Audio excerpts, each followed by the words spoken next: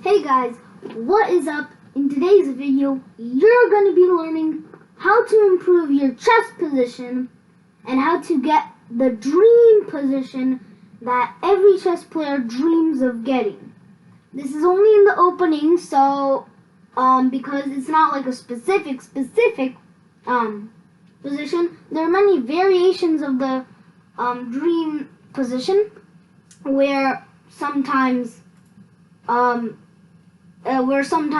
these pieces are just not there, so let me highlight them. Yeah, we have the highlight. These pieces are not here, they're just on their starting squares. This D-rook is on A1. This E-rook is on H1. And this queen, this E-queen, is on the square that this D-rook is supposed to be.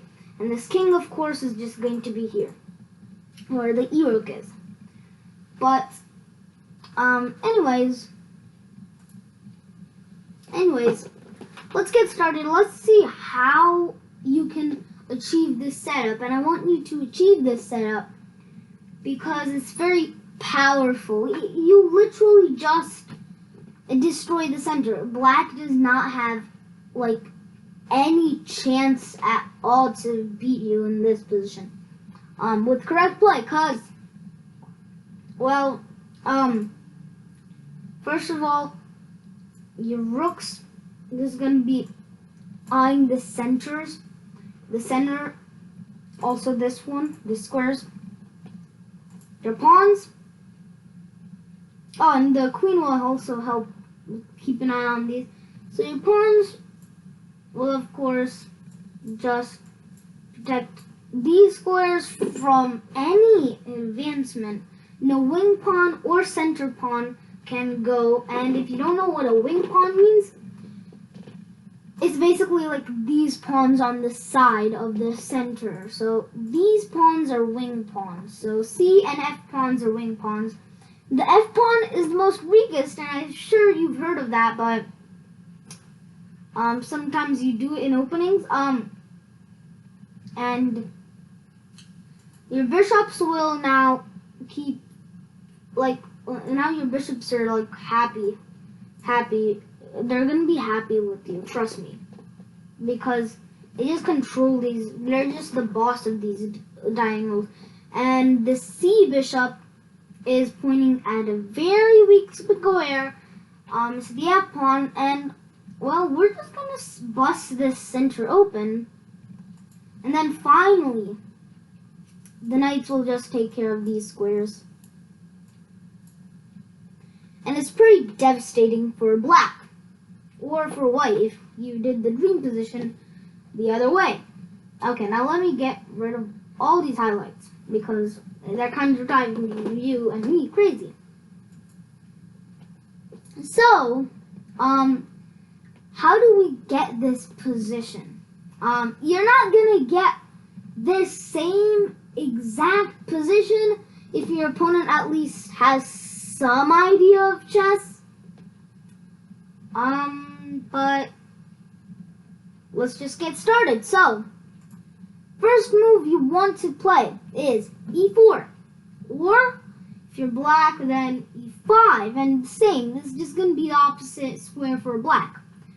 And then knight C6, probably Nimzowitsch defense, maybe, I don't know, something that's not really. Okay, now you just move your D pawn, take full control of the center, and then knight B8. This knight is just gonna shuffle back and forth, just so I can explain how to achieve the dream position. Then what we do is knight F3, knight C6 again, knight C3, knight B8. So now these two knights have hopped into the game and are ready to control these squares with these pawns too. And they're gaining a lot of center space. So, bishop C4, knight C6, bishop f4. Now is when your bishops are in the game. So after knight b8, bishops are going to be happy because they're on diagonals. And once again, we're just targeting these squares because in the dream position, you sometimes want to, because black hasn't really castled yet. And well, at the end of this formation, I'll tell you what to do. I mean, if you're lucky enough to get this, of course. Now castles, knight c6 once again. You know, maybe we could push, but that's kind of a different variation. And I mean, knight gets some play, but then I guess he'll. But like, knight gets some play like this, but then we just have to do that, and then the knight go up, and then the knight has to go back there. Yeah. So, yeah, after knight c6, rook e1, knight b8, queen e2, and we're doing it on this e-file, oh wait, let me get my highlighter on. We're doing it on this E file and not the D file because what file is the king on? It's on the E file, so we want to go for the win. Okay, now, knight C6, rook A to D1, knight B8, we've officially achieved the dream position. Now, why in the world were we literally just trying to literally occupy only these squares mainly? Because what we want to do is just bust black center out. So now we will just advance. We'll just advance with our pawns. And we really want to attack the black king because he hasn't developed anything. Now we're ready to fight. This bishop is keeping an eye on this. The knights will sooner or later jump into the attack. And the rooks will do a lot of long-term pressure. And the E rook will have some help from the queen.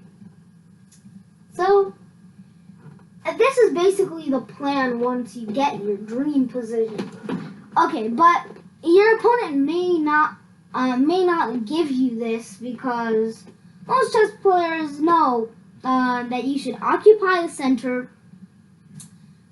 So you might get back in this position, e4. They're gonna probably try to do the same. Right? Oh wait, let me go move mode. So the pawn will go here, and then your knights. And this is just a classical opening. You won't really get that much. Now this is just, I mean, you could do this. I like doing this in Blitz and Bullet games. It's called the Scotch, yeah. So basically, once this happens, I mean, yeah, I know, we're kind of breaking one opening rule that we take, but I mean, he can't really attack us in any good way. And then what we can just basically do is just get all our minor pieces out and then start attacking, start developing, start castling, and all this stuff. So, I mean, I kind of play the Scotch. I don't necessarily play it a lot. I play the Rui, the English or the Bishop's opening or Italian game. But, yeah, basically the main point of the dream position is just control the center and bust open the opponent's center, but after you castle, because if you bust the center, then your king is also going to be in danger. Even though he has no developed pieces, your king is going to be more in danger because white's or black's pieces are already developed depending on which side you're playing for the green position. So you get the first attack, or you get to strike first, but you never know. I mean, you just have to keep your king safe, and castling is a great way to do that. And don't forget about the queenside castling, because that's also necessary in some places, in some openings. Like in London, it's rarely done. But anyways, the main point of the dream position is just to control the center. So when you're playing an opening, just don't go for any crazy stuff. Just keep an eye on the center and control the center before your opponent does, because if you don't control the center, you won't get to strike first, and your opponent will actually have the last laugh. Even though you attack, your opponent will most likely win because you're not ready to attack yet. You need to develop all your pieces, control the center with your pawns and minor pieces, and get your king to safety by castling queenside or kingside, depends which you want to do and what the position is. But anyways, I hope you enjoyed this video. Please make sure to like, share, and subscribe to my channel, and click the notification bell so you don't miss any of my videos. Bye-bye, and I'll see you in the next one.